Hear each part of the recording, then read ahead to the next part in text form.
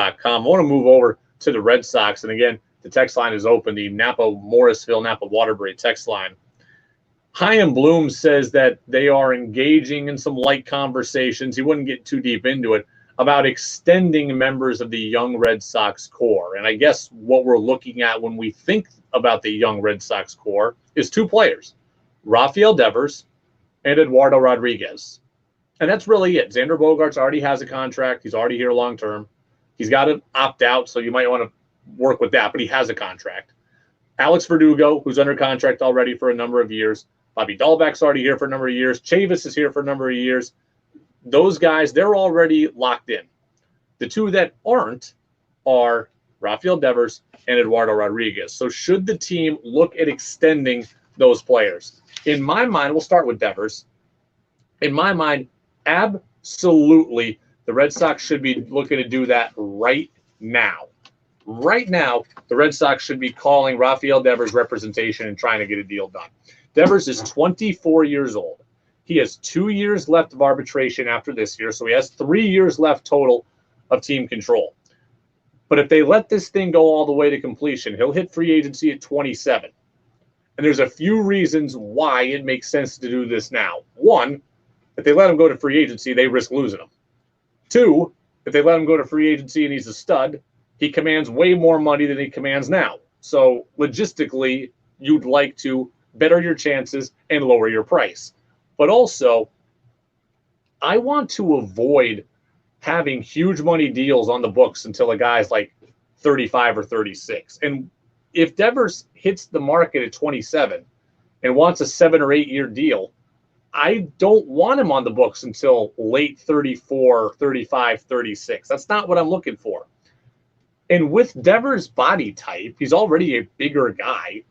With Devers' body type, I don't know that he's going to last at third base that long. He very well may transition and become a highly prized first baseman or DH. I'm not sure he holds up at third base that long. So if I can get him now at 24 to a 7 or 8 year deal, I get him till he's 31 or 32.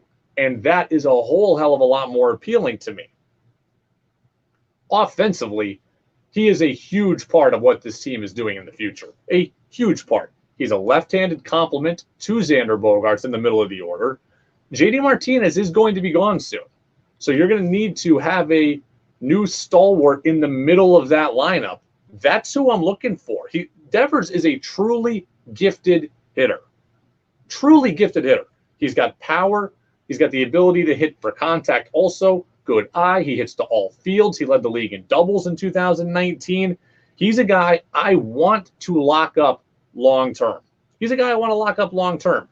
As we talk about the Red Sox next core, again, I don't think they're going to be very good this year.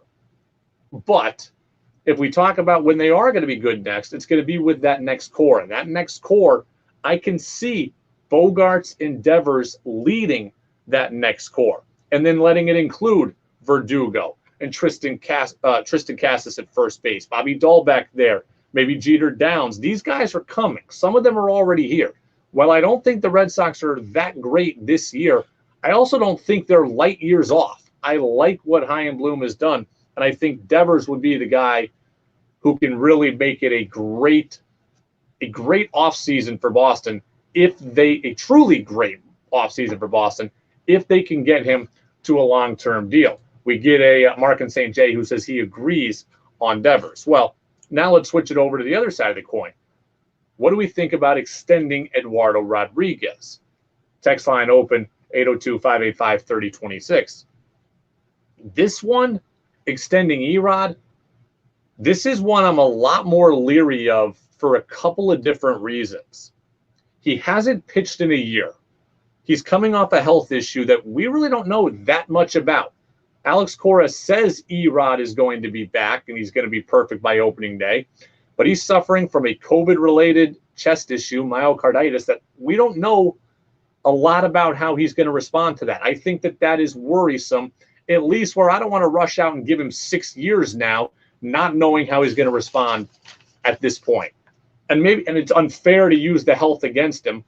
But if a guy was coming off Tommy John surgery, we'd use the health against him. So I want to see how he looks before I think about extending him. But even more so than that, I think there's a really good relationship between Eduardo Rodriguez and the Red Sox organization. And I think that that's really big. And I think it really opens up some good opportunities for Boston. I think the team could trade Erod this season, get prospects, help refuel the farm system, and then bring him back in free agency. I really believe that. The Yankees a couple of years ago traded Aroldis Chapman at the deadline, got Gleyber Torres, and then brought back Chapman in free agency.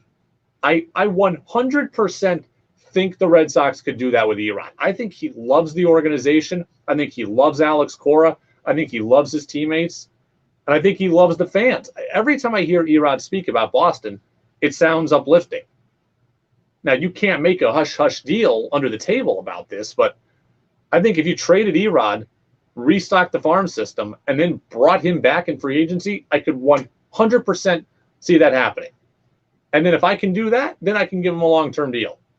Because, he'll make it.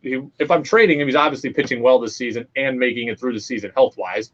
So then he'll be, 29 years old, I think, next year. I could give him a high effort, a high volume 3-year deal, a 4-year deal. I don't want to go 5 or 6 for Erod, but I could go expensive 3-year or a little less expensive, but still good 4-year, 100%. But look at the benefit of my plan.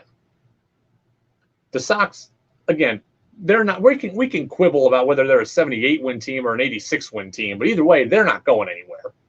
They're not better than the Yankees. They're not better than the Toronto Blue Jays, and I don't think they're better than the Rays. So therefore, they're automatically starting from a position of 4th place in the AL East. So do they really need to hold on to Erod, a guy who may leave in free agency? May. Do you need to run that risk? It's a gamble. So if you're a team that is looking to win the World Series, you can go get Erod. You're not on the hook for long-term money with him. You're not on the hook for COVID health conditions. You give a couple prospects to the Red Sox. You use Erod to try to win a World Series for your organization. He hits free agency. You're non-committed, and the Red Sox can try to bring him back. I think the Red Sox could do it. Of course, it's a gamble that he'll come back. It's also a gamble that he'll just leave in free agency. And I think it's too risky to just go and extend him right now. Erod is a very good pitcher. I don't see him as Clayton Kershaw. I think giving him 6 years right now without knowing how he responds to myocarditis, I think that would be a mistake. Holding on to him for the first half of the year and trading him and getting prospects, I think that is a win. And then bringing him back in free agency, that would be the icing on the cake there. The Sox can get a few more prospects and rebuild the system further. There aren't that many moves on the board left for Chaim Bloom. He's already cashed in the Mookie Betts chip. He's already cashed in the Andrew Benintendi chip. The only chips left are Erod and JD Martinez. And I could see both of them potentially being traded. But Martinez makes significantly more, like double more, than Erod. So from a cost standpoint, maybe there won't be teams lining up for Martinez, but a controllable pitcher who will make, less than, $7 million or whatever by the time he gets traded, I think that's a good deal for a team. And the Sox can go and they can get a couple more prospects to jumpstart the rebuild even further. And I think that they're not that far off. So the Sox can trade the rental guys that I've already advocated for trading, Renfroe, Richards, Ottavino, etc. They could trade all of them. But if they could trade Erod, that's going to bring the best package of anybody.